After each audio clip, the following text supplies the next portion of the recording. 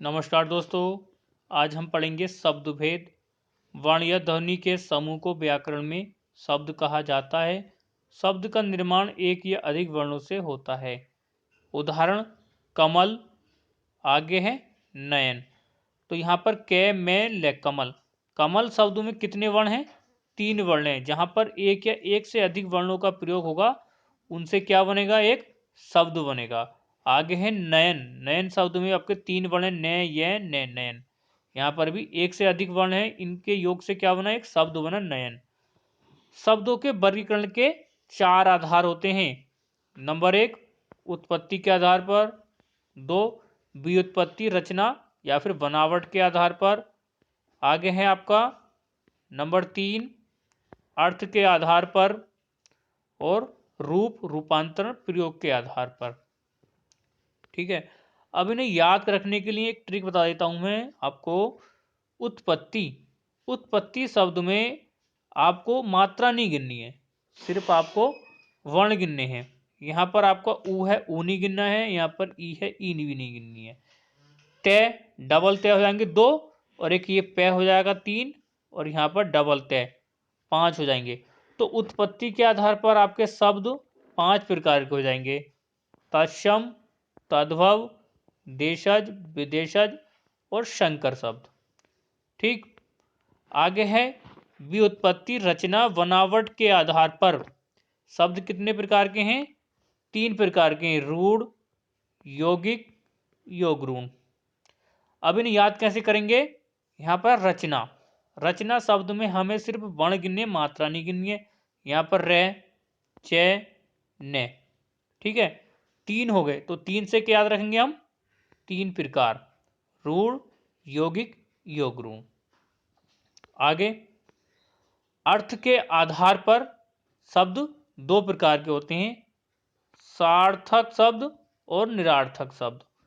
अब इन्हें याद कैसे करेंगे? यहाँ पर शब्द आ रहा है अर्थ, अर्थ में ए आ गया और थे आ गया।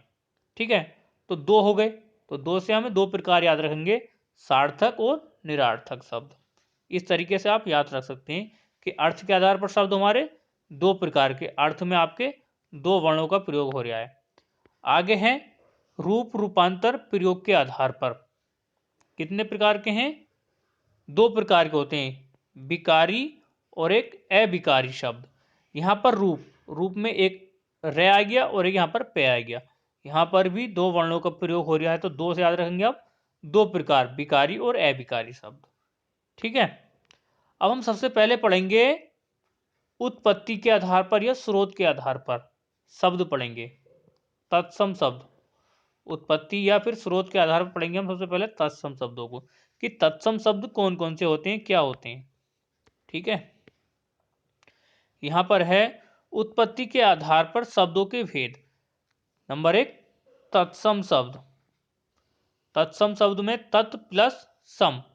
तत्सम का अर्थ होता है उसके समान, अर्थात संस्कृत के समान हिंदी में अनेक शब्द संस्कृत से आए हैं और आज भी ज्यों का त्यों प्रयोग में लाए जाते हैं। इस तरह के शब्दों को तत्सम शब्द कहते हैं। ठीक है दोस्तों, जो आपके संस्कृत भाषा के शब्द हैं आज भी ज्यों का त्यों प्रयोग में किए जा रहे हैं, उन्हें हम तत्सम शब्द कहते हैं। उदाहरण में है आपके अग्नि, प्रकाश, सूर्य, और बहुत सारे शब्द होते हैं जो संस्कृत के हैं और आज भी हम उन्हें हिंदी में ज्यों का त्यों वैसे ही प्रयोग करते हैं, उन्हें हम तत्सम शब्द कहते हैं। आगे तद्भव शब्द। तत् प्लस भव। तद्भव का अर्थ होता है उससे होना, अर्थात संस्कृत शब्दों से परिवर्तित होकर बने शब्द। हिंदी में अनेक शब्द ऐसे हैं जो निकले तो संस्कृत से हैं, पर प्राकृत अपभ्रंश पुरानी हिंदी से गुजरने के कारण बहुत बदल गए हैं। ऐसे शब्द तद्भव कहलाते हैं। जो शब्द संस्कृत प्राकृत से होकर गुजर गए हैं और विकसित हो गए हैं, उन शब्दों को हम तद्भव शब्द कहते हैं। जैसे आग, भाई, ये शब्द क्या होंगे? आपके तद्भव शब्द होंगे। आगे हैं देशज या फिर देसी शब्द। देशज का अर्थ होता है देश प्लस जय। देशज का शाब्दिक अर्थ है देश में जन्मा। देशज शब्द स्थानीय बोलियों से हिंदी में प्रवेश पाने वाले शब्द हैं, जैसे पगड़ी, गाड़ी, झोला, थैला। ये शब्द क्या है? देशज शब्द हैं, जो हमारे देश में जन्मे शब्द हैं, उन्हें हम देशज शब्द कह सकते हैं या फिर देसी शब्द कह सकते हैं। उसके बाद है विदेशज शब्द। विदेशज शब्द बोलेंगे हम या फिर उसे आगत शब्द बोलेंगे। विदेशज का शाब्दिक अर्थ विदेश में जन्मा एवं आगत का अर्थ है आया हुआ। हिंदी के ऐसे अनेक शब्द हैं जो वास्तव में विदेशी मूल के हैं पर परस्पर संपर्क के कारण यहाँ प्रचलित हो गए हैं। जो विदेश के शब्द हैं लेकिन यहाँ पर परस्पर संपर्क करना, जैसे कि हम लोग संपर्क में आते हैं, हम बोलते चालते हैं, वो आज भी हमारे देश में विकसित हो गए हैं और विदेशी भाषा के शब्द आज भी हमारे देश में बोले जा रहे हैं। जैसे आपके टेलीफोन, स्कूल, रिक्शा, ये शब्द आपके क्या है? एक विदेशज शब्द हैं। आगे हिंदी में विदेशज शब्द मुख्यतः दो प्रकार के होते हैं। नंबर 1 मुस्लिम प्रभावित और नंबर 2 यूरोपीय प्रभावित। अब यहाँ पर क्या, मुस्लिम, जो मुस्लिम लोगों से प्रभावित शब्द हैं वो शब्द आपके विदेशज या फिर आगत शब्द बोल सकते हैं। दूसरे हैं आपके यूरोपीय शब्द, जो आपके यूरोपियों से प्रभावित थे, वो आज भी हमारे देश में बोले जा रहे हैं। ये क्या कहलाएंगे? यूरोपीय प्रभावित शब्द कहलाएंगे। आगे हैं अंग्रेजी। अंग्रेजी भाषा के जैसे कॉलेज, पेंसिल, रेडियो, अस्पताल, साइकिल, ये शब्द अंग्रेजी भाषा के शब्द हैं, लेकिन आज भी हमारे देश में ये बोले जा रहे हैं। इन्हें हम आगत शब्द या फिर विदेश शब्द सब बोलते हैं। आगे हैं फारसी। फारसी अनार, चश्मा, जमींदार, दुकान, नमक, आदमी। फारसी शब्द ये आगत शब्द या फिर विदेशी शब्द बोलते हैं। आगे है अरबी शब्द औलाद, अमीर, कानून, कलम, फकीर, औरत। ये भी आपके विदेशज शब्द हैं, विदेशी भाषा के शब्द हैं, आज भी हमारे देश में बोल जा रहे हैं। तुर्की, कैंची, चाकू, तोप, बारूद, ये भी आपके विदेशज शब्द हैं।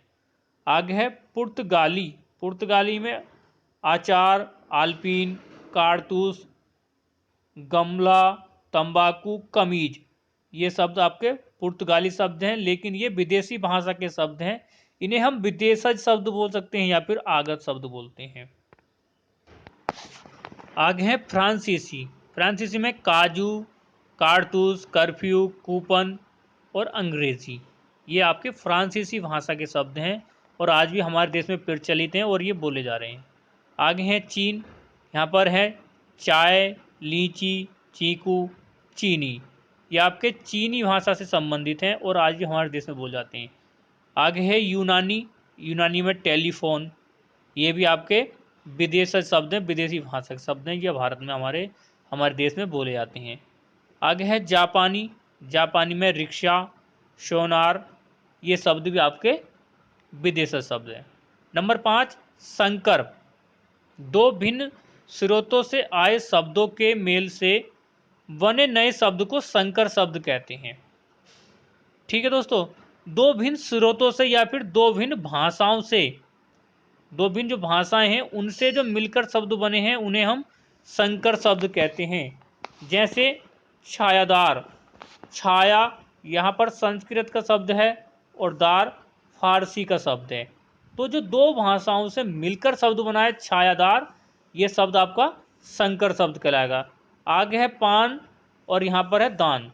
पान दान, पान आपका हिंदी का शब्द है और दान फारसी का शब्द है, तो बना पानदान।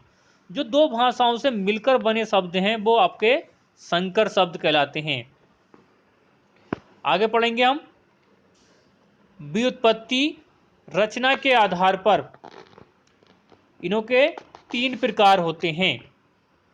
ठीक है, रूढ़ शब्द, यौगिक शब्द और योग रूढ़।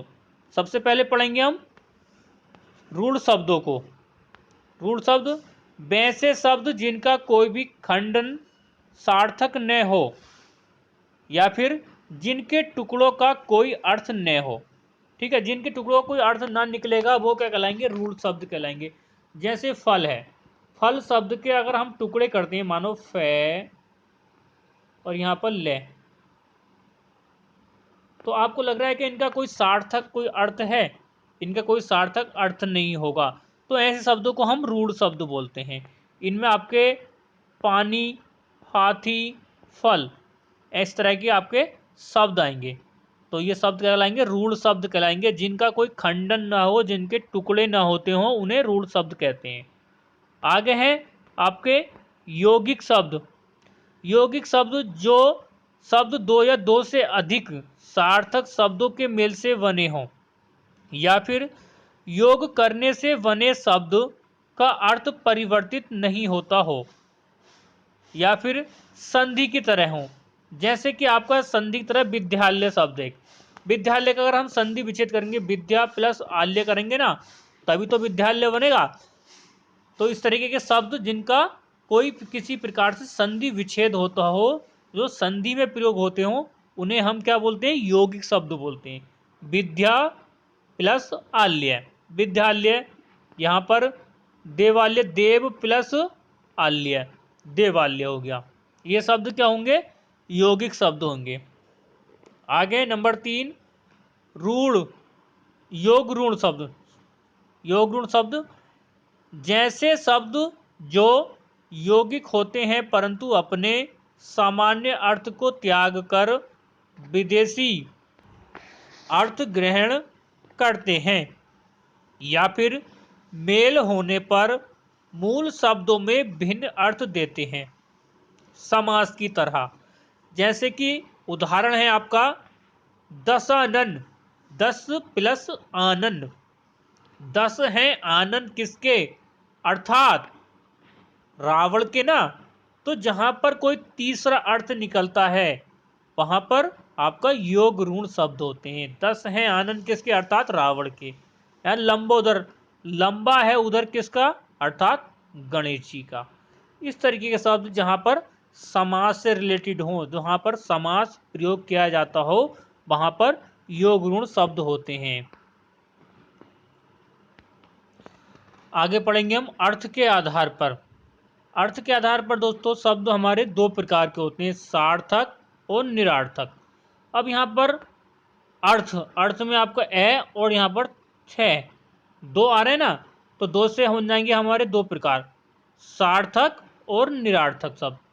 दो से सार्थक और निरार्थक। यहाँ पर अर्थ में दो दो बना रहे हैं ना, तो दो से याद रखेंगे हम सार्थक और निरार्थक शब्द। नंबर 1 पढ़ेंगे हम सार्थक शब्द। वे शब्द जो किसी निश्चित अर्थ का बोध कराते हैं। जैसे पुस्तक, मेज, रोटी, पानी, एक निश्चित वस्तु का बोध कराते हैं। इन्हें हम सार्थक शब्द बोलते हैं। जहां पर कोई अर्थ ना निकले उन्हें निरार्थक शब्द बोलेंगे। यहाँ पर हमारा साफ साफ एक अर्थ निकला है कि पुस्तक है, मेज है, रोटी है, पानी है। जहां पर कोई सार्थक शब्द का अर्थ निकले वहां पर सार्थक शब्द, जहां पर कोई अर्थ ना निकले निरार्थक शब्द।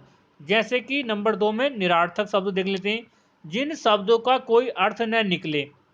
एग्जाम्पल है रोटी बोटी, कोई अर्थ है इसका, रोटी बोटी कोई अर्थ नहीं है।